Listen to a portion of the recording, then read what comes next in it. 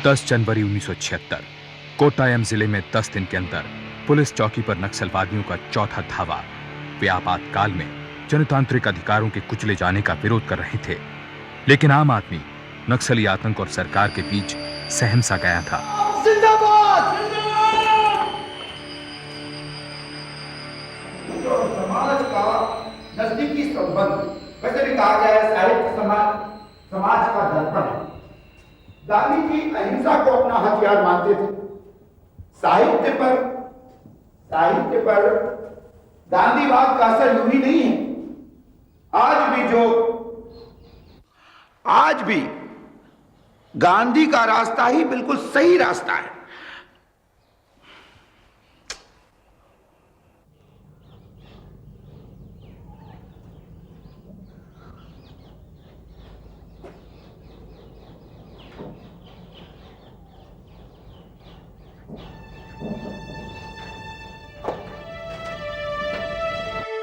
कई लोगों की ही तरह कोट्टायम के कॉलेज में हिंदी के प्रोफेसर विष्णु नाम्बियार भी आपातकाल की ज्यादती को लेकर परेशान थे, लेकिन सबसे ज्यादा चिंता उन्हें युवाओं के अंदर बढ़ती बेचैनी की थी।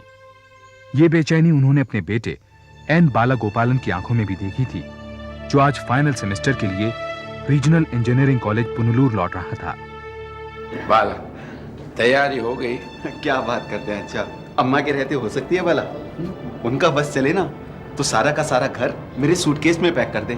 उन्हें तो पुलिस में होना चाहिए। क्यों की क्या बात है, मेरे सूटकेस की तरह सारे शहर के लड़कों को एक ही जेल के अंदर भर देती। इतने सारे जेलों की जरूरत ही नहीं पड़ती। नहीं, देख रहा हूँ कि तुम्हारी बातों में पॉलिटिक्स ज्यादा है, पढ़ाई की बातें कम। अच्छा, अब आंख मीच के तो नहीं बैठ सकते ना? थोड़ी सी दाढ़ी बड़ी हो या बाल लंबे हो जाएं, बस पुलिस उठाकर जेल के अंदर बंद कर देती है। जंगल राज समझ रखा है। पुलिस क्या करे? चारों तरफ नक्सलाइट का आतंक जो फैला हुआ है। इसका मतलब ये है कि मासूम स्टूडेंट्स को उठाकर नक्सली समझकर जेलों के अंदर भर दिया जाए। क्या बात कर रहे हैं आप? क्या बात कर रहे हैं भाई? और तुम्हारे कॉलेज में नक्सलाइट स्टूडेंट नहीं है क्या? तुम उनसे जरा दूर रहा करो, मैं बता देता हूँ। देखो बेटा, हाथियों की लड़ाई में घास ही कुचला जाता है, हाथी को कुछ नहीं होता। तुम्हारे कॉलेज पर पुलिस की नजर है, मेरा ख्याल है तुम उनसे जरा दूर रहो। पुलिस को और काम क्या है? अच्छा, और आजकल तो अखबार भी वही छापते हैं जो आपकी सरकार कहती है। देखते जाइए, आगे जाकर है ना, आम आदमी सांस भी सरकार के हिसाब से लिया करेगा। सुनो, इमरजेंसी इतनी बुरी नहीं जितना तुम लोग समझते हो। और ठीक है, बुरी है, विरोध करना है तो ये क्या तरीका है? हमला, मारपीट, खून खराबा। अहिंसा भी एक रास्ता है विरोध करने के लिए। मैं बस इतनी बात कहना चाहता हूँ कि तुम उन लड़कों से जरा दूर रहो, बस। अच्छा, प्लीज प्लीज चलिए।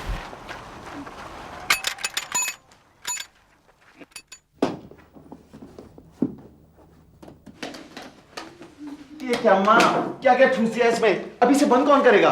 तू क्या कर रहा है? तू हट। चल, पता नहीं हॉस्टल में कुछ खाता है, छोड़ता है, क्या पता। कौन खाता पीता है तो अभी पता चल जाएगा। बंद करके दिखाओ इसे। लगाओ जरा जोर। हाँ हाँ, अभी बंद करती हूँ। 1 मिनट में सब बंद हो सही, जोर लगा के हैशा। एक बार में हो गया बंद। वाह अम्मा पहलवान, एक ही झटके में बंद। लेकिन मुझे क्या ऐसे ही भेजने का इरादा है? अयो, उस शर्ट में तो बटन लगाकर मैंने कर दी सूटकेस में बंद। और आप चलो अच्छा के पहन के चले जाना। उनकी मूड देखा उनका? बहुत डेंजर मूड में है, गुस्सा है मुझसे, पता नहीं क्यों। अरे वो और उनका गुस्सा। तेरे लिए खीर क्यों बना रहे हैं अगर तेरे से गुस्सा है तो? खीर? मेरे लिए?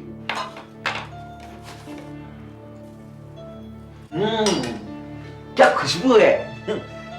खीर बनाई जा रही है। अच्छा, वो आपकी याद आएगी तो मैं सोच रहा था कि आपकी एक शर्ट पहनता जाऊं।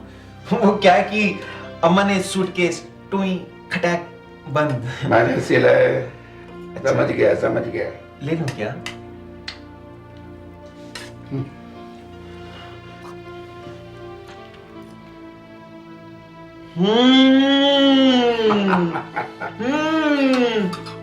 क्या कमाल है। अच्छा, आप अपने कॉलेज में हिंदी के साथ साथ कुकिंग की क्लास क्यों नहीं लेना शुरू कर देते? आप हिट हो जाएंगे एकदम। देख बाला, अगले साल मैं रिटायर हो जाएगा। तू ही तो है हमारा सहारा, है ना? हाँ? देख बेटा, वो कॉलेज में नक्सली स्टूडेंट के साथ रह के उनके बहकाव में आके हथियार मत उठाना। उठाना तो मुझे गिटार ही आता है अच्छा। मां के कारण संगीत बाला के खून में था। वो कैंपस का लोकप्रिय गायक था और आर्ट्स क्लब का सेक्रेटरी। कभी वो खुद गाने लिखता तो कभी दूसरों के गीत कंपोज करता। लेकिन आरईसी के छात्रों में इमरजेंसी के खिलाफ बढ़ते विरोध से बाला के गाने राजनीतिक रंग में रंगने लगे। उसने इंटर कॉलेज आर्ट्स फेस्टिवल में गाने के लिए एक खास गाना तैयार किया। अगर कहीं है स्वर्ग तो उतारना जमीन पर, जिंदा है पर पापा, बुरी है आग पेट की, बुरे हैं दिल के दाग, ये न मिट सकेंगे ये कभी, बनेंगे इनकलाबी ये गिरेंगे जुल्म के महल, बिगड़ेंगे फिर नवीन घर। अगर कहीं है स्वर्ग तो उतारना जमीन पर, जिंदा है। बाला बाला, फेस्टिवल में ये गाना गाकर तू मरवाएगा? हाँ, ये तो अपने गाने गा रहा है यार। हाँ, वो सॉफ्ट है, कम से कम ऐसे भड़काऊ तो नहीं है। मेरे गानों में वो दम नहीं है यार जो इसमें है। बॉस तूफाने हैं, देखना हम छा जाएंगे। छा नहीं जाएंगे, बंद हो जाएंगे। पता कौन आ रहा है वहाँ? मिनिस्टर आ रहा है, मिनिस्टर। अबे मेरे बाप, कोई देशभक्ति या फिर यार कोई वो भजन कीर्तन ही गा दे। वरना वरना क्या? मिनिस्टर आ क्या? कोई तोप चल जाएगी? क्या हो रहा है? सर वो क्या है कि फेस्टिवल की तैयारी सर। Hello sir. मिलके बाद में।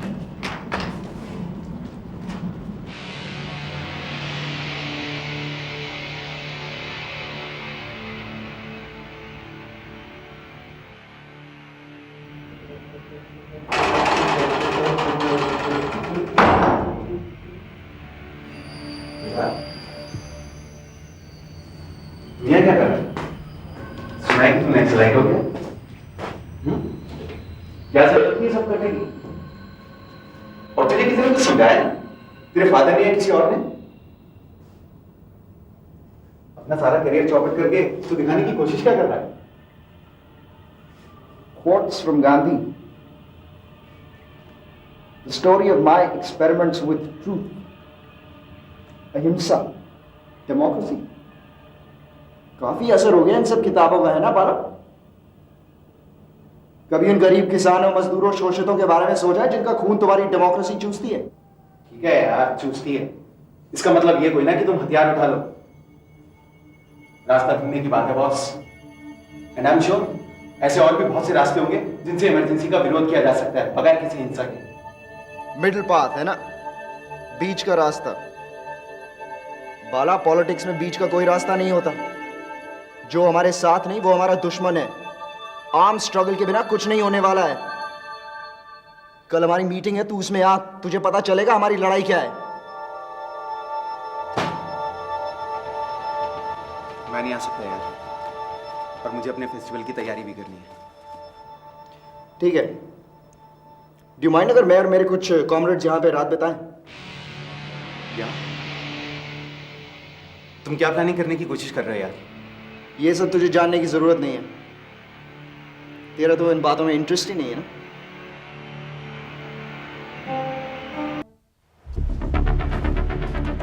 हाँ, क्या है? एक साइकिल चोरी हो गई है, उसकी रिपोर्ट लिखानी है। थोड़ा पास आके बोलो।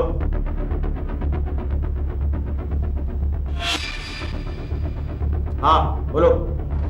क्या है?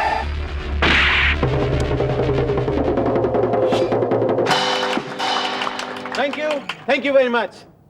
दोस्तों, अब जो गाना मैं गाने जा रहा हूं वो रीजनल इंजीनियरिंग कॉलेज के स्टूडेंट्स की ओर से आप सभी को समर्पित है। और मैं चाहूंगा कि ये गाना आप हमारे साथ मिलकर गाएं। 1 2 3 4। जिंदा है तो जिंदगी की जीने पर यकीन कर, अगर कहीं है स्वर्ग तो उतार ला जमीन पर, तो जिंदा है। सितम के और चार दिन, सितम के और चार दिन, ये मिल जाएंगे जब गुजरे हजार दिन। कभी तो वो समझते ही बाहर, कहीं है स्वर्ग तो उतार ला जमीन पर, तो जिंदा है। आग पेट की, बुरे हैं दिल के दाग, ये न मिट सकेंगे ये कभी, बने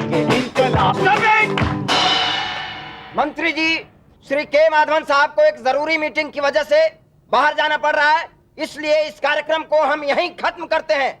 सर मिनिस्टर साहब को जाना है तो जाए, प्रोग्राम रोकने की क्या जरूरत है? आप ऐसा नहीं कर सकते हैं सर? क्या कर सकते हैं बच्चे, अभी तुम्हें मालूम नहीं। सर जो कर सकते हैं उसका कुछ आइडिया तो है हमें, पर ये जबरदस्ती है sir. Keep your mouth shut, young man, otherwise। क्या यार?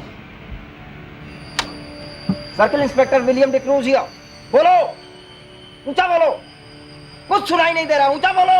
हेलो सर, नक्सलाइट हमारे हथियार लेकर भाग रहे हैं और सर हम में से कोई चल चल चल, बाला भाग भाग, जल्दी कर बाला भाग, इंकलाब जिंदाबाद, चल बाला भाग भाग। उसी रात चंगनाचेरी थाने के इंचार्ज ने तलाश शुरू की, लेकिन नक्सली अंधेरे का फायदा उठाकर भाग निकले। गृह मंत्री के माधवन ने नक्सलियों की धरपकड़ के आदेश दिए। रातों रात जांच टीम बनाई गई, जिसने पास के बांध के इंस्पेक्शन बंगलों को इन्वेस्टिगेशन कैंप में तब्दील कर दिया। धड़ाधड़ गिरफ्तारियां की गईं। जांच का जिम्मा स्कॉटलैंड यार्ड में ट्रेनिंग पाए युवा अफसर तेज तर्रार डीआईजी रमन कार्था को सौंपा गया। 4 लड़के नक्सली कह लो आते हैं, पुलिस वालों को मारते हैं, हथियार लूटते हैं और मजे से चले जाते हैं। Good, very good. 8 थानों पर हमले भी हो चुके हैं। What an achievement. आप लोगों को तो मेडल मिलना चाहिए इंस्पेक्टर डिक्रूज। लेकिन सर हमने पूरी तैयारी कर। तैयारी नक्सली करते हैं, हम पुलिस वाले सिर्फ नौकरी करते हैं, सिर्फ नौकरी। पहली तारीख को तनख्वाह बस। मुझे तैयारी नहीं, रिजल्ट्स चाहिए, रिजल्ट्स। चंगनाचेरी थाने पर अटैक की कोई लीड? 4 में से किसी एक का नाम बाला या बालन था सर।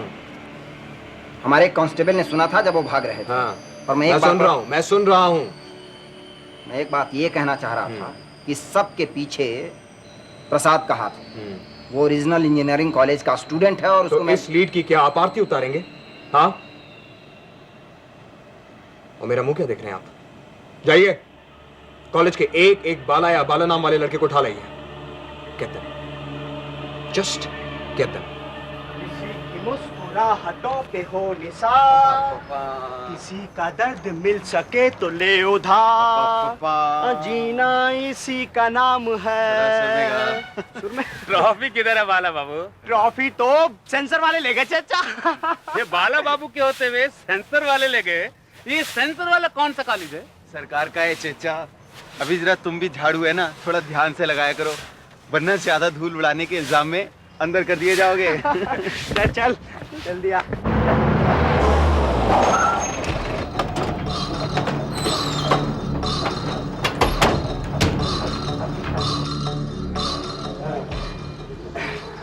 ए बाला, थोड़ी देर बाद म्यूजिक रूम में चले? नहीं यार, मेरा कुछ पता नहीं है, थोड़ी तबीयत ढीली लग रही है। ए, तुझे तो बुखार है यार। चल यार, ठीक है। ठीक है, शाम को चलेंगे। हाँ, ओके बाय।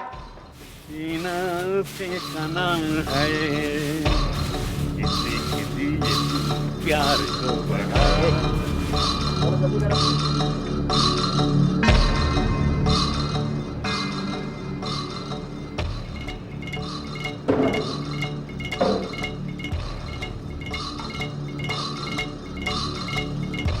इनकलाब जिंदाबाद, लाल लाल लहराएगा होश ठिकाने।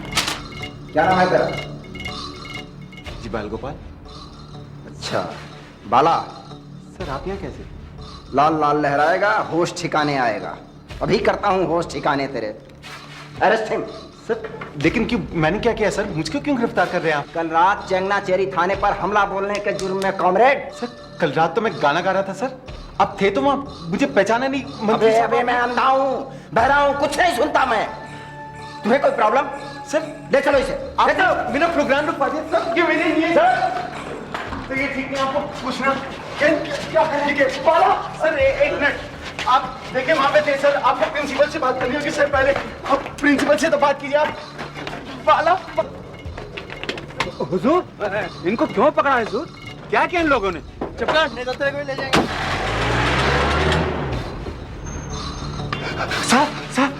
साहब पुलिस वाले कानून में ले गए। अरे किसको ले गया? बाला कैन, पुलिस वाले आए, कार में बैठा के ले गए। व्हाट? किस लिए? रीजनल इंजीनियरिंग कॉलेज के प्रिंसिपल अली बाकर ने तुरंत पास के थाने फोन किया, लेकिन पुलिस वालों ने कहा कि उन्हें किसी गिरफ्तारी की जानकारी नहीं है। 3 घंटे की भागदौड़ के बाद पता चला कि शायद बाला और केन को इन्वेस्टिगेशन कैंप पंबा रिवर ले गए हैं। आपातकाल में मीसा कानून लागू किया गया था, जिसमें किसी सबूत और गवाह के बिना भी गिरफ्तारी की जा सकती थी। गिरफ्तार किए गए लोगों में से 6 के नाम बाला थे।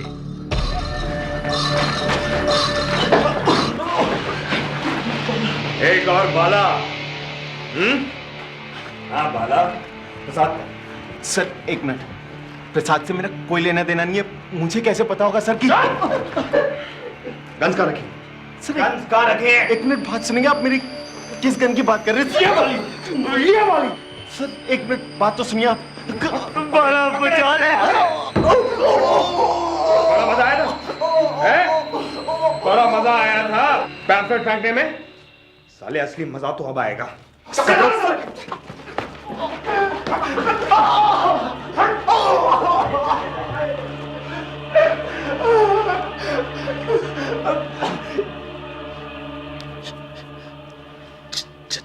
चटमंगलम में टाइपिस्ट हूं मैं भी बाला। हम में से जो पहले बाहर, वो दूसरे के लिए पहले मदद लाएगा। तुम्हारा बाहर कौन है? चिट्टा, इस तरह से मालिश करते रहने से आपके बचे कुचे बाल भी उड़ जाएंगे। तुम सिर को मृदंगम समझेगा तो ऐसा ही होगा ना। या। अच्छा, एक मिनट रुको।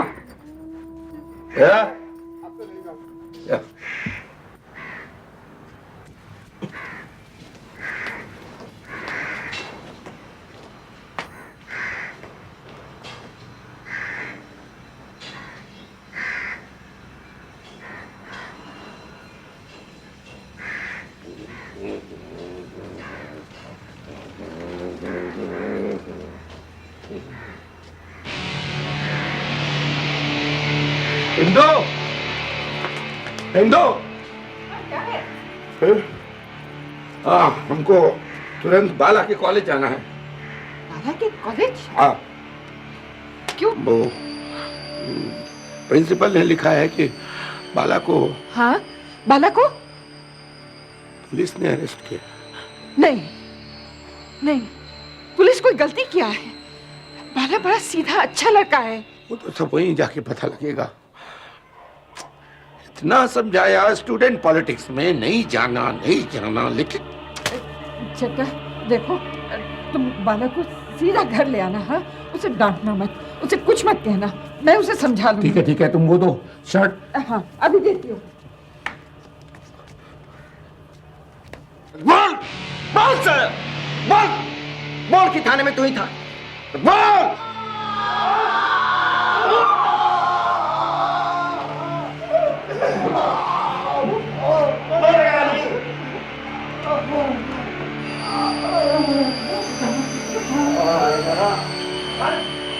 जैसे जैसे ऊपर से दबाव बढ़ता गया, वैसे वैसे इन्वेस्टिगेशन कैंप पंबा रिवर में टॉर्चर के तरीके बद से बदतर होते गए। टॉर्चर के एक नए तरीके उत्तराल का बेदर्दी से इस्तेमाल किया गया। पहचान से तू इसे जानता है? तू इसे जानता है? रोल आ जा, जोर से।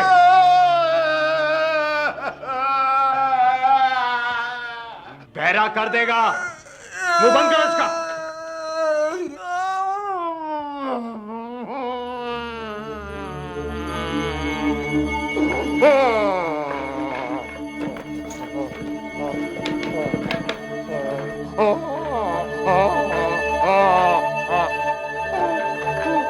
एक मिनट।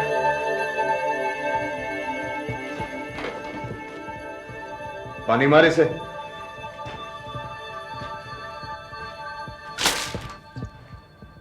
बाला।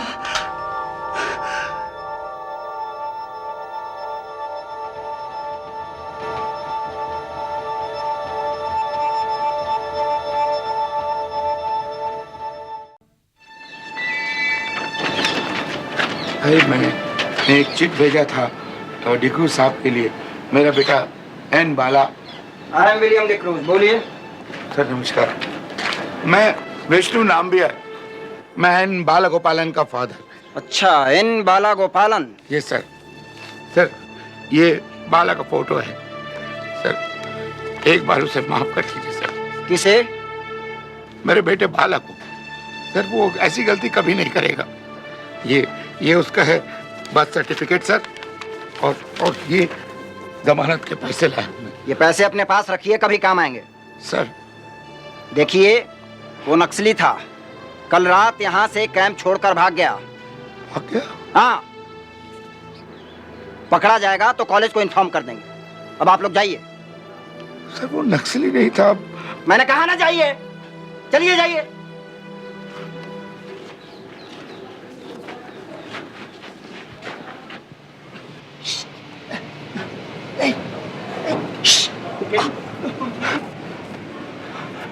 केन, केन, केन, तुम ठीक हो ना? बाला कहाँ है? केन, इंस्पेक्टर कहता है बाला भाग गया। उठने लायक नहीं था तो भागता कैसे? तुमने उसे कब देखा बेटा? कल रात अंकल। कल रात? पर अभी तो इंस्पेक्टर बोला कि वो कल रात भाग। आज सुबह तो मैं उसको टॉर्चर रूम में देखा था।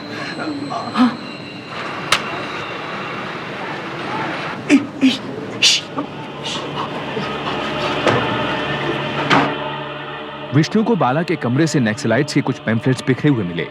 हॉस्टल के स्वीपर ने विष्णु को बताया कि फेस्टिवल वाली रात एक नक्सली स्टूडेंट प्रसाद बाला के कमरे में अपने साथियों के साथ रहा था। ये पैम्फलेट्स उन्हीं के हैं, और ये भी कि पुलिस ने बाला को गलती से गिरफ्तार किया था।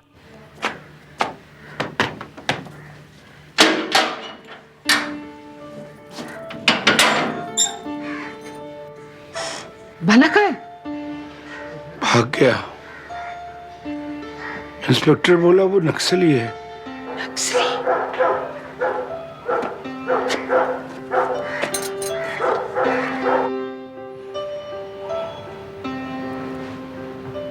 पता नहीं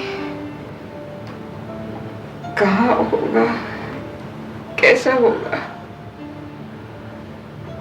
पुलिस सच बोलती है केन या बाला?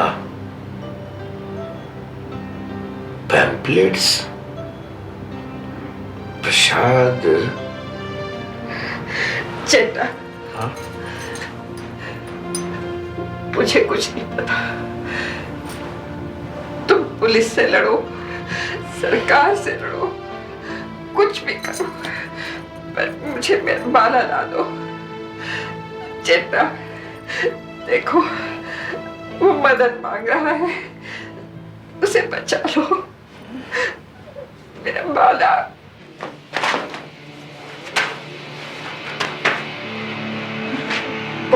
बाला को ये क्या? तबीयत खराब है, डॉक्टर के पास ले जा रहा हूं। बहुत आवाज निकल रही है। कहीं ये बाला मर तो नहीं? सर ये मुसीबत बन सकते हैं, इन्हें कोची सेंट्रल जेल में डाल दो। लेकिन सर हमारा जुर्म। देशद्रोह, तोड़फोड़, मीसा कानून तुम जैसे लोगों के लिए ही बना है।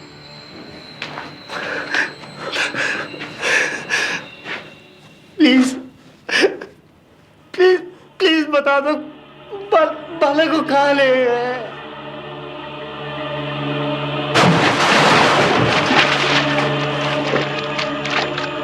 12 दिन चले ऑपरेशन के बाद पंबा रिवर का इन्वेस्टिगेशन कैंप बंद कर 300 कैदियों को अलग अलग जेलों में डाल दिया गया। बेटे की मौत से अनजान विष्णु नाम्बियार ने हर चौकी, थाने, जेल के चक्कर काटे, लेकिन बाला की कोई खबर नहीं मिली। फिर उन्होंने कई अफसरों, मंत्रियों के दरवाजे खटखटाए। सबने मदद का वादा किया, लेकिन कुछ नहीं हुआ। आखिर में उन्हें पता चला कि ये गिरफ्तारियां गृह मंत्री के माधवन के कहने पर हुई थीं। वो के माधवन से मिलने त्रिवेंद्रम पहुंचे। हाँ, कहा था भाई 2 फरवरी को एन बाला गोपालन नाम का कोई लड़का अरेस्ट हुआ था। बाला, बालन, बालक गोपालन। पिछले एक हफ्ते में सर 1 दर्जन लड़के अरेस्ट हुए हैं। किस लिए? चेंगनाचारी पर नक्सली अटैक सर। आपने ही ऑर्डर्स दिए थे। कॉलेज से अरेस्ट किया था सर। ये उसका फोटो है सर, नाम एन बाला गोपालन सर। सर बैठिए बैठिए, आप बैठिए।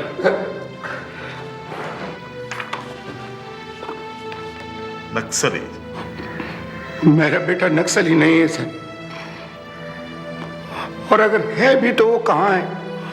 देखो, अगर वो जेल में है तो उसका पता जल्दी चल जाएगा। कुछ पता नहीं चल रहा है सर। अरे भाई, तुम घर जाओ, आराम करो। I promise.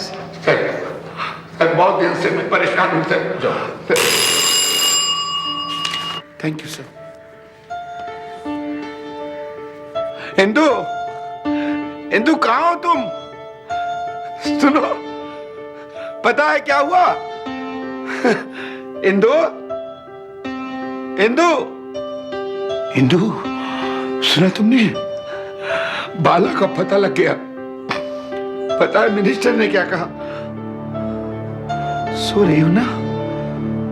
थोड़ा आराम कर लो। बहुत दिन नहीं सोई बेचारी।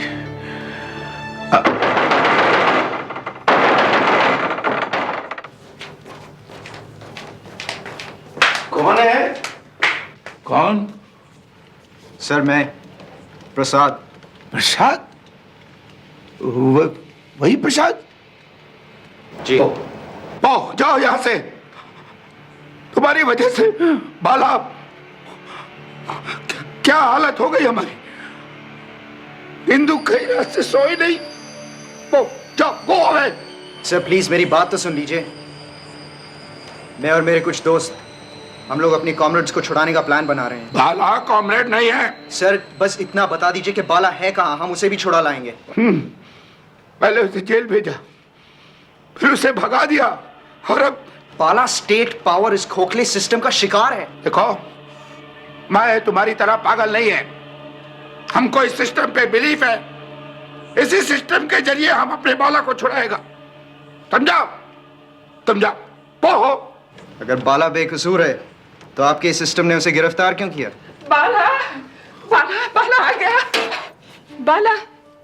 इंदु, इंदु कहाँ है बाला? चलो। बेटे के गम में इंदु की मानसिक हालत बिगड़ती चली गई। इस बीच प्रसाद को पुलिस ने गिरफ्तार कर लिया। उधर विष्णु नाम्बियार ने अगले 6 महीनों में हर अधिकारी, कार्यालय, मंत्रालय, यहां तक कि भारत के राष्ट्रपति से भी याचना की, लेकिन कई कोशिशों के बावजूद वो गृह मंत्री के माधवन से दोबारा नहीं मिल पाए। आखिर एक एमपी द्वारा उन्होंने के माधवन के दफ्तर चिट्ठी भिजवाई। मंत्री के जवाब की एक कॉपी विष्णु ने हासिल की, जिसमें लिखा था कि बाला की रिहाई पर विचार हो रहा है। इस कागज के पुर्जे पर विष्णु की सारी उम्मीदें टिकी थीं। इस बुड्ढे ने जीना आराम कर दिया है। 6 महीने में मिनिस्ट्री की यह दूसरी चिट्ठी है। अब जवाब देना होगा। जी यस सर। उसकी लाश का कुछ पता नहीं चलेगा sir, don't worry. D'Cruz sir. N Bala Gopalan नाम के किसी लड़के को पुलिस नहीं जानती। इस नाम का कोई लड़का अरेस्ट ही नहीं हुआ। करेक्ट? Yes sir. आज साहब, आज आप टाल नहीं सकता हमको। हम बहुत धक्का खाए। मेरा बेटा कहाँ है? बाला।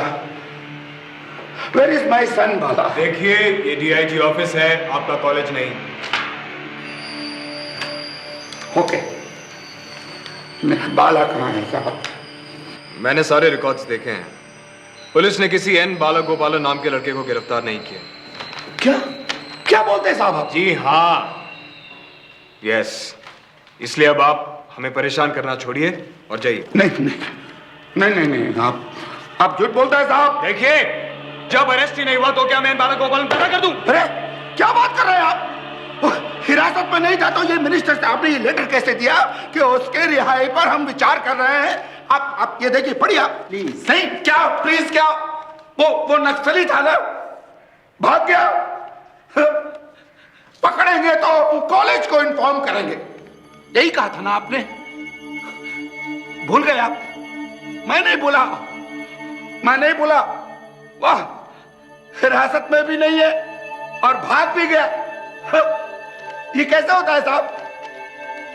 देखिए, मैंने बाला को अहिंसा पे चलना सिखाया था, लेकिन आप लोगों की वजह से। देखिए आप, मेरा बेटा किधर है? मेरा बाला कहाँ है? बताओ। बाला की गिरफ्तारी के 1 साल बाद इमरजेंसी खत्म होते ही राज्य के चुनाव की घोषणा हुई। विष्णु नाम्बियार रिटायर हो गए थे। रिटायर्ड विष्णु की आंखें जिसे खोज रही थीं, रिहा किए गए हजारों कैदियों में उन्हें वो बाला नहीं दिखा।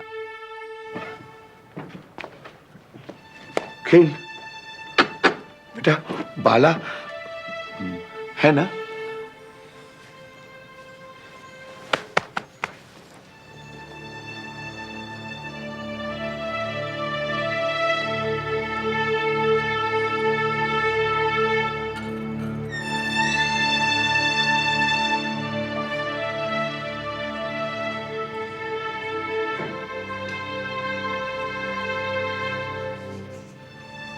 इमरजेंसी हटते ही पुलिस हिरासत से रिहाई के लिए विष्णु ने केरला हाई कोर्ट में बाला को पेश करने की हैबियस कॉर्पस दायर की। सरकार ने जवाब दिया कि बाला उसकी हिरासत में नहीं है। अब विष्णु ने पुलिस और सरकार को दोषी बताते हुए बाला की रिहाई के पर्चे छपवाए और सड़कों पर बांटने लगे। चुनाव के गर्म माहौल में विष्णु को प्रेस से सपोर्ट मिलने लगा। मेरा बेटा कहाँ है? अरे भाई, आप लोग प्रेस वाले इस बात को इतना क्यों उछाल रहे हैं? मैं कितनी बार बता चुका हूं कि इस व्यक्ति का पुत्र कभी गिरफ्तार किया ही नहीं गया। आप लोग इनके बहकावे में मत आइए। बहकाव आप रहे मिनिस्टर साहब। पहले कहा रिहा कर दिया, फिर कहा गिरफ्तार ही नहीं किया, फिर मेरा बेटा गायब कहाँ हो गया? अरे भाई, मैं कह चुका हूं कि तुम्हारा पुत्र कभी गिरफ्तार किया ही नहीं गया। ड्राइवर चलो भाई। मेरा बेटा गायब कहाँ? छोड़ो। मेरा बेटा कहाँ है? के माधवन चुनाव जीते और मुख्यमंत्री बने, लेकिन विष्णु ने अपनी याचिका में उन्हें भी जवाबदेह माना। हालांकि हैबियस कॉर्पस में कभी भी गवाहों को अदालत में पेश नहीं किया जाता, पर चूंकि जज सरकारी जवाब से संतुष्ट नहीं थे, इसलिए उन्होंने एक ऐतिहासिक फैसला दिया कि सरकारी जवाब की सच्चाई जानने के लिए इस याचिका के गवाहों की सुनवाई करेंगे। लेकिन सरकारी तानाशाही के आतंक से उबर रहे देश में गवाही देने को कौन तैयार होता? नहीं, तुम गवाही मत देना। मैं ये नहीं कह रहा कि तुम गवाही दो। No problem. तुम समझा मेरा बात बेटा? क्या हुआ था बेटा? बाला के साथ क्या हुआ था? अंकल, हमें गिरफ्तार करके इन्वेस्टिगेशन कैंप ले जाया गया था। वहां हत्यारों और नक्सलियों के बारे में हमसे सवालात पूछने लगे और पहचाने से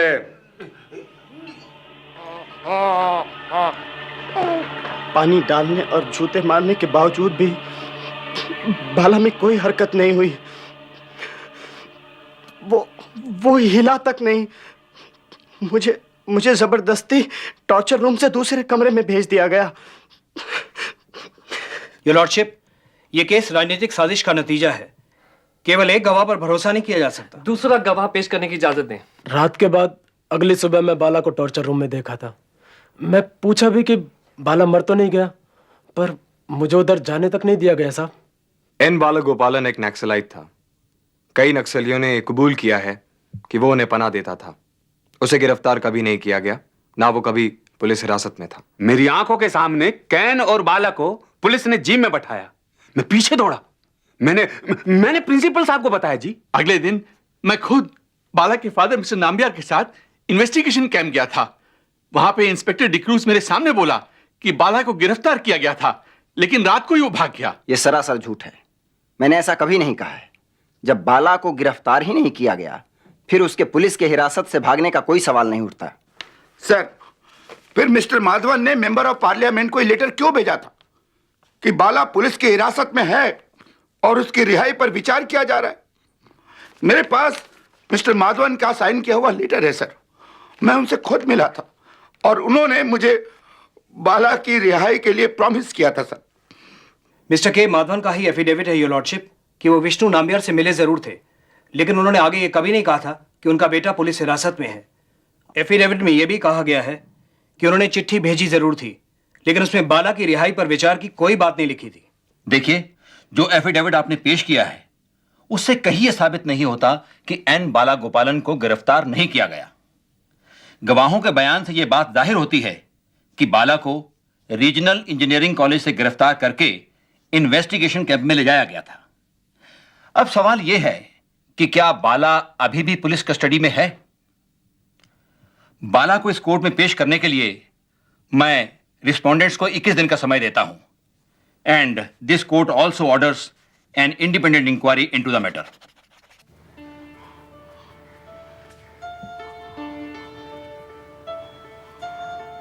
जो सोचा बाल आएगा तो क्या बनाएगी है? मैं तो खीर बनाएगा और अब उसे डांटेगा भी नहीं। वो आएगा तो हम तीनों मिलके टेंपल जाएंगे, है ना? हाँ। और उस जज के लिए प्रार्थना करेंगे। हिंदू, हिंदू,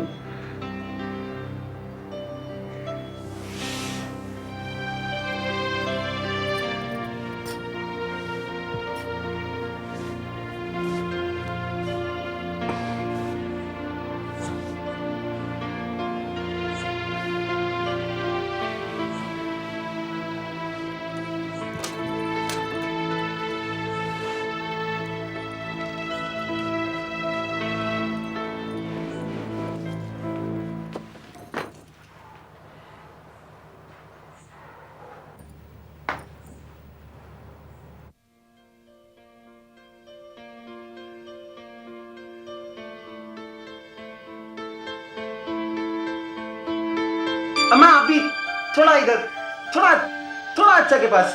अच्छा अभी कंधे पे हाथ रखो। अच्छा 1 मिनट, अरे तू अब थोड़ा पास जाओ ना उनके, अम्मा के। या अम्मा आप भी थोड़ा इधर, थोड़ा थोड़ा अच्छा के पास। अच्छा अभी कंधे पे हाथ रखो। या वेरी नाइस। क्या कर रहे हो आप? थोड़ा मुस्कुराओ ना, smile please. Very nice, very nice. Bala, Hindu, Bala, Hindu,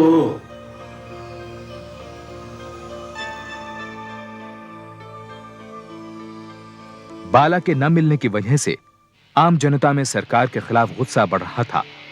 जगह जगह पर पुलिस और सरकार के खिलाफ रैलियां निकाली जा रही थीं। इस आक्रोश के कारण कार्था और माधवन पर दबाव बढ़ गया।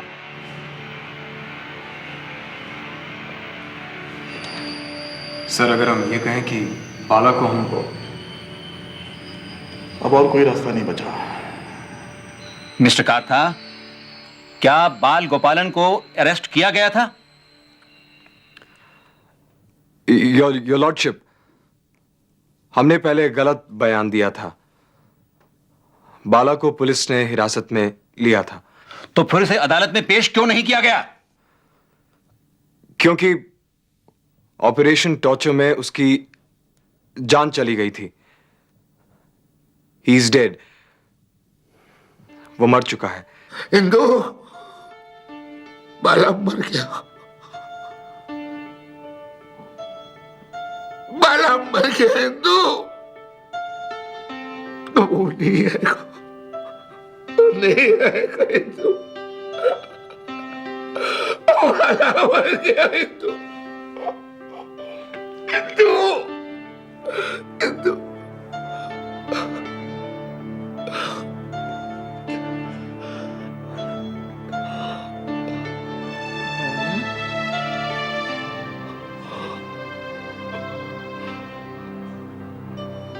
बाला, कहाँ है बाला?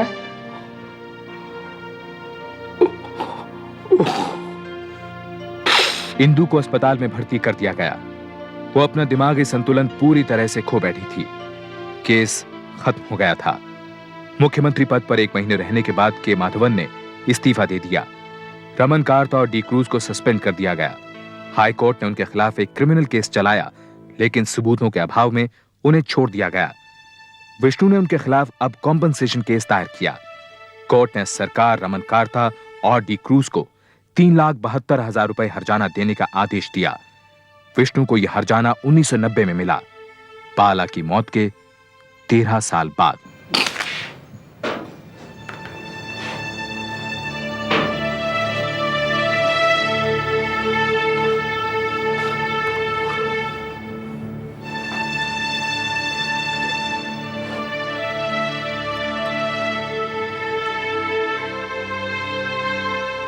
विष्णु ने इस रकम से कोची अस्पताल में जनरल वार्ड बनवाया। बाला के कॉलेज में सिविल इंजीनियरिंग में सबसे ज्यादा नंबर लाने वाले स्टूडेंट के लिए उन्होंने कैश अवार्ड भी रखा है। आज वे बिस्तर से उठ भी नहीं सकते। रमन कार्थ और डी क्रूज फिर बहाल कर दिए गए थे। इस केस से उनके करियर पर कोई असर नहीं पड़ा। कुछ साल पहले रमन कार्था की मौत हो गई। गिरफ्तारी के बाद प्रसाद की कोई खबर नहीं मिली। केन पुणे में एक कंपनी में बड़ा अधिकारी है। इन्वेस्टिगेशन कैंप के पास पंबा नदी में नौसेना के गोताखोरों ने 2 दिन तक लगातार खोज की, लेकिन बाला की लाश नहीं मिली। इंदु नाम्बियार की आंखें अभी भी बेटे की राह तकती हैं। अभी भी वो एक ही सवाल पूछती हैं। हाँ बाला। अरे हलवाई के पास सामान पहुंच गया? जी भाभी।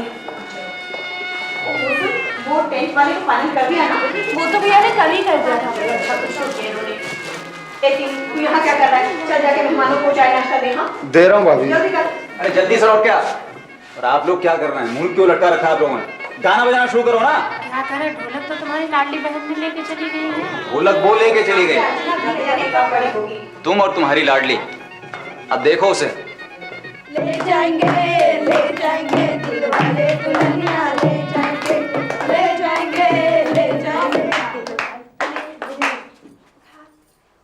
अर्चू, ये क्या हो रहा है?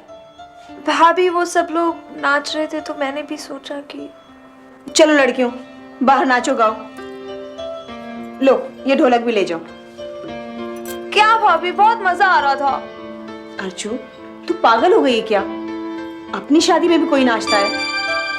तू तो ऐसे नाच रही है जैसे। हाँ खुश तो मैं हूं ही। क्यों, यहाँ तुझे अच्छा नहीं लगता? भाभी तुमसे अच्छा भला कौन होगा। मैं तो इसलिए खुश हूँ कि पढ़ाई से पीछा छूटा। तुम्हें और भैया को छोड़ के जाते हुए।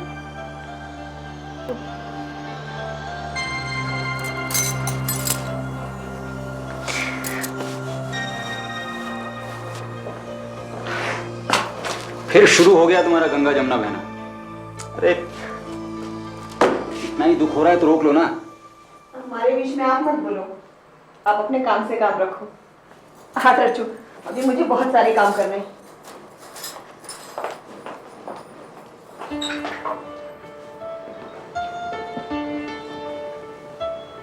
अच्छू, तेरे बिना ये घर कितना सूना हो जाएगा ना। अरे तुम दोनों की टंकियां बात बात पर लीक क्यों हो जाती हैं? चल हंस हंस, शाबाश। अब चल जल्दी से तैयार हो जा, 4 बजे लड़के वाले देखने आ रहे हैं।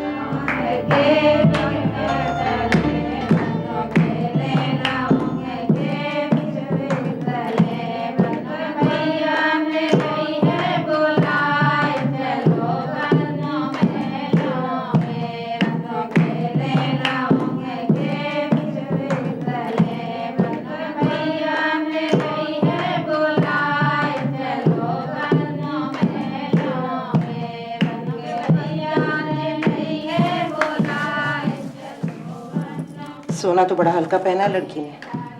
ये सब बातें बाद में हो जाएंगी, रस्म तो पूरी हो जाने दो। अरे जो चाहिए अभी कहेंगे, बाद में चाहे मिले ना मिले।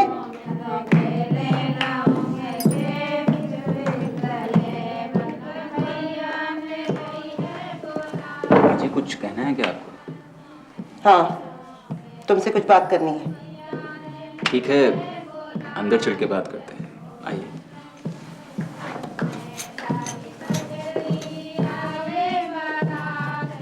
देखिए आपके हिसाब से हमने 11,000 रुपए दिए थे तिलक में। तो कौन सा बड़ा एहसान किया? ये तो रिवाज है। हमारे बड़े की शादी में 21,000 रुपए मिले थे, वो भी सिर्फ लड़का रोकने के लिए। गायत्री ये भी तो सोचो कि लड़की कितनी सुंदर है, पढ़ी लिखी है। शक्ल को चाटना है क्या? और आप जरा चुप रहिए। ठीक है, तो जो तुम्हें ठीक लगे ना वही करो। देखो भाई संदीप, ये हमारे घर की आखिरी शादी है। अजय की शादी विजय से कम हो ये ना तो हमें अच्छा लगेगा और ना ही अजय को। माँ जी मैंने बहुत बढ़िया इंतजाम किया है। देखिए शहर के सबसे बड़े टेंट वाले को बुलवाया है और सबसे बड़े हलवाई को मैंने बुलवाया है। टेंट? मेरे बेटे की शादी टेंट में नहीं होगी। हमें बारात का रिसेप्शन 5 स्टार होटल में चाहिए। जी 5? लेकिन माँ जी उसमें तो बहुत खर्च हो जाएगा। अगर खर्चे की इतनी ही फिक्र है तो ठीक है मैं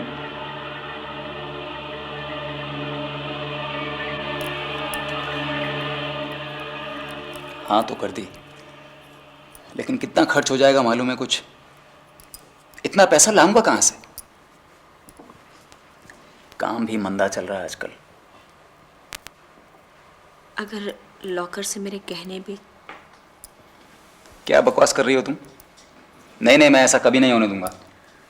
देखो, अर्चू को हमने बचपन से पाला है। हाँ, अगर माँ पिताजी जिंदा होते तो और बात थी। अभी तो सभी कुछ हम ही को करना है ना।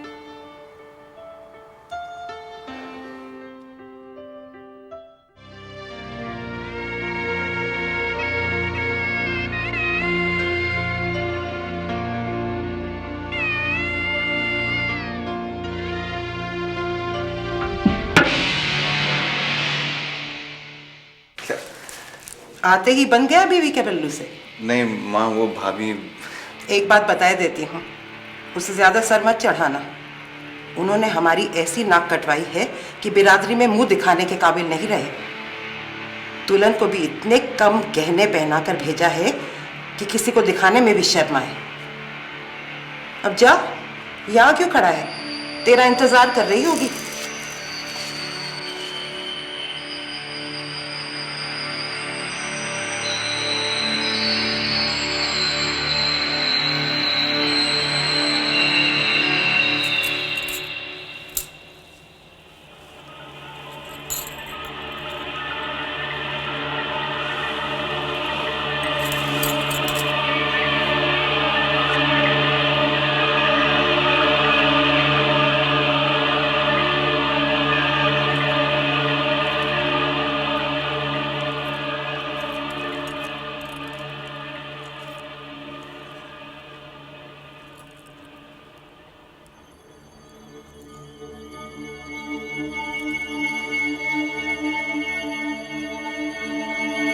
क्या हुआ?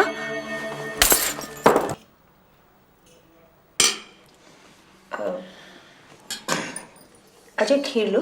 नहीं, बस बहुत हो गया। अच्छा, तू लेगी और? लाओ मुझे दो। भाई खीर मुझे बहुत पसंद है। क्या हुआ? नहीं, बहुत देर हो गई है, घर पहुंचने में वक्त लगेगा। लेकिन अभी तो 8 ही बजे हैं अजय। नहीं, ठीक बात है, टाइम से घर पहुंच जाना चाहिए। अर्चू, जरा तू 1 मिनट अंदर आ।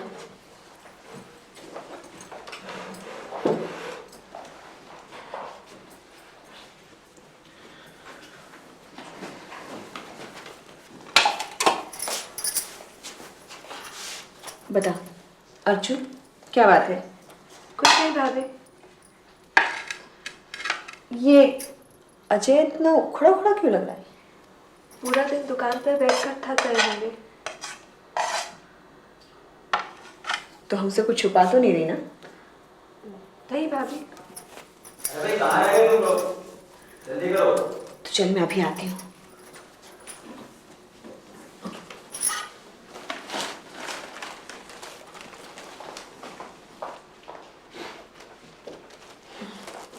अर्चू, ये तेरे लिए और ये हमारे दामाद जी के लिए सूट का पीस। इसकी क्या जरूरत थी? बहुत कपड़े हैं हमारे पास। लेकिन ऐसे खाली हाथ कैसे जाने देंगे? अजय, अर्चू को लाते रहना, इसके बिना तो घर एकदम खाली खाली सा लगता है। आप चाहिए तो इसको हमेशा के लिए अपने पास रख लीजिए, मुझे कोई एतराज नहीं होगा। अच्छा भाभी, अब चलते हैं।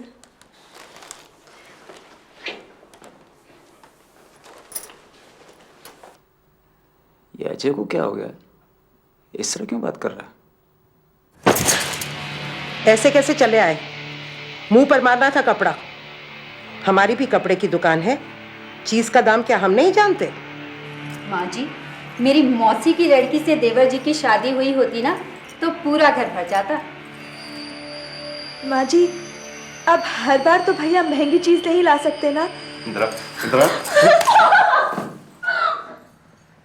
मेरी माँ के सामने कोई नहीं बोलता, कोई नहीं। लातों के भूत बातों से नहीं मानते। इसे इसकी औकात बता दी, अच्छा किया। और सुन ले, अगले महीने सिंदूरा आ रहा है। अपने भाई से कहना हमें कपड़ा नहीं सोना चाहिए, नहीं तो मुंह ना दिखाए अपने यहाँ पे।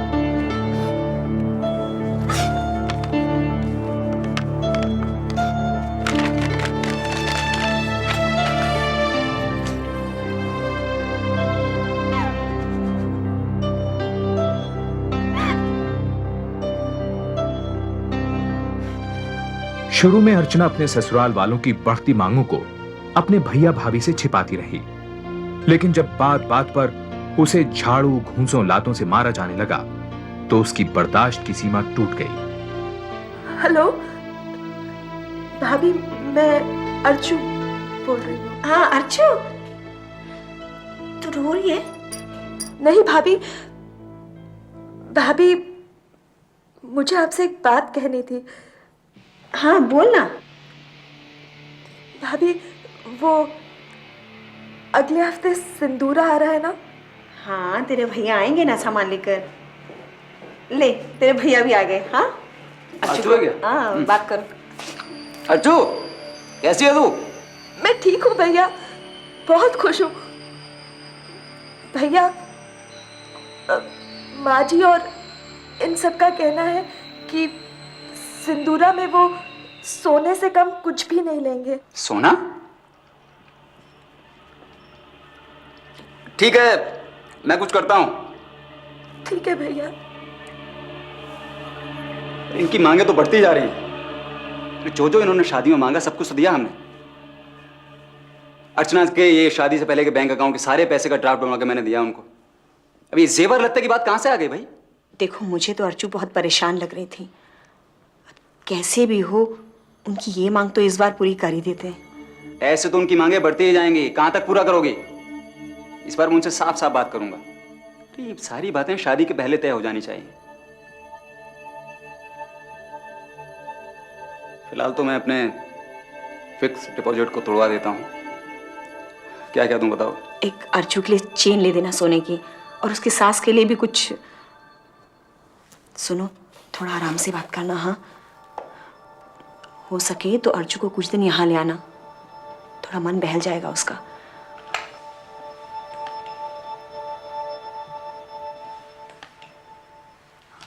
अर्चना दिखाई नहीं दे रही माँ जी। शॉपिंग के लिए गई है, भी आ जाएगी। माँ जी अर्चना शादी के बाद अपने मायके नहीं गई है रहने के लिए। अगर आप कहें तो कुछ रोज के लिए मैं उसको। हाँ हाँ, शौक से ले जाओ, उस पर तुम्हारा भी तो हक है। अर्चना, ये सब क्या है? इतना भारी सामान उठाकर तू क्यों लेकर आई? भाई साहब, आप हमारे घर के मामलों में ना बोलें तो अच्छा है। अब घर का थोड़ा सामान उठा लिया तो घिस गई क्या?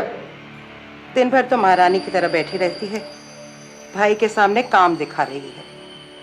अब खड़े खड़े देख क्या रही हैं? जाइए अपना सामान बांधिए।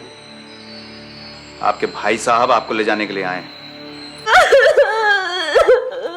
क्या कह रही है तू? मैं अभी जाकर उनसे बात करता हूँ। नहीं भैया, उनसे कुछ मत कहना, वो मुझे अपने जब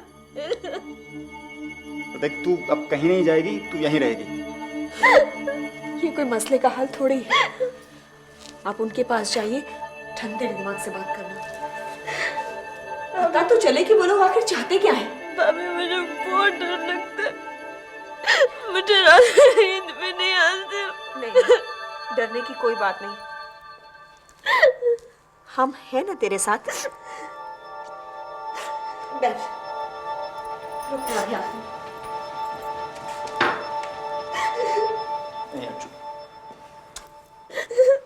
रो मत, सब ठीक हो जाएगा अर्जुन, रोना नहीं, रो मत। ये ले, इसको हमेशा अपने पास रखना, ये तेरी सारी बलाएं दूर कर देगा। हाँ? लेकिन माँ जी, दहेज में मैंने क्या कमी की है बताइए? मैंने अपनी हैसियत से ज्यादा ही दिया है। देखो संदीप, अजय के लिए हमारे पास कई बड़े घरों के रिश्ते आ रहे थे, लेकिन हमने ये सोचकर शादी की कि बेचारी बिन माँ बाप की लड़की है। जी, लेकिन उसका भाई अभी जिंदा है। और मैं आपको बता देता हूं, अगर आगे से आपने अर्चना के साथ बदतमीजी की तो उसका अंजाम आप देख लीजिएगा। भाई साहब, बस।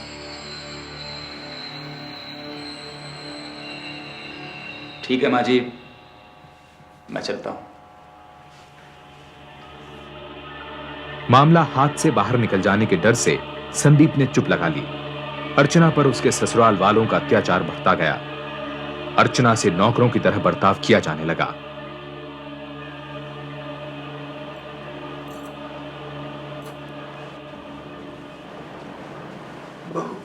बाबूजी, आप ठीक बोल। तेरी सास और बाकी सब दूसरे कमरे में बैठे हैं। आपको कुछ चाहिए क्या बाबूजी? नहीं, मुझे कुछ नहीं चाहिए, लेकिन मैं जानता हूँ तुम्हारी हालत अच्छी नहीं है। नहीं बाबूजी। खा ले, मुझे मालूम है तुम्हें खाने पीने को भी अच्छे से नहीं मिलता। लो, ले लो।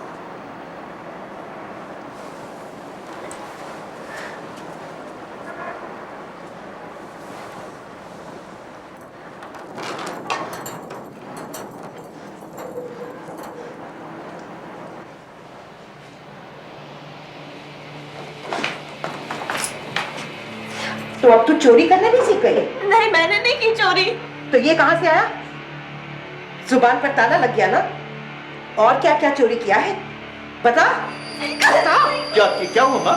देख, संतरा चोरी करके खा रही है, आग लगे इसकी जुबान पर।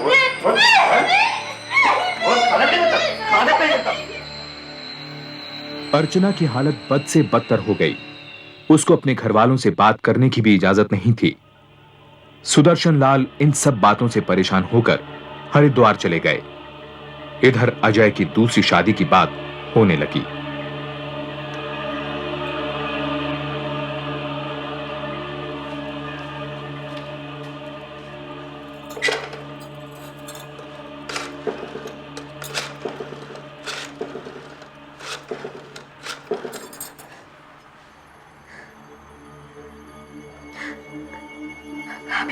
अच्छू, कितने दिन बाद फोन किया?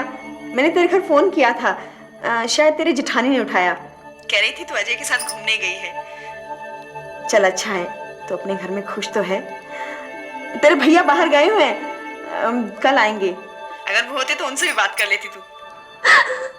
अर्चू, तू बोल क्यों नहीं रही? भाभी, भाभी मुझे बहुत डर लग रहा है। भाभी, भाभी ये लोग इनकी दूसरी शादी की बात कर रहे हैं। मुझे यहाँ से आके ले जाओ भाभी, मुझे बहुत डर लग रहा है। मुझे यहाँ से आके ले जाओ भाभी। Hello, hello hello Archu, hello. तुझे मना किया था ना फोन को हाथ नहीं लगाना। गलती हो गई, आप नहीं लगाऊंगी, माफ कर दो मुझे।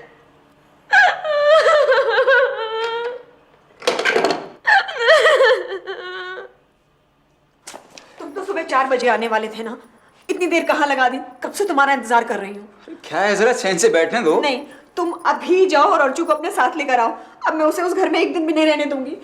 क्या मधु, तुम इतनी घबरा क्यों रही हो? मेरा दिल बहुत घबरा रहा है।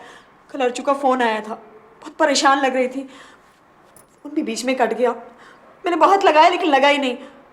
तुम तो अभी जाओ और कैसे भी हो अर्चू को अपने साथ लेकर आओ बस। ठीक है।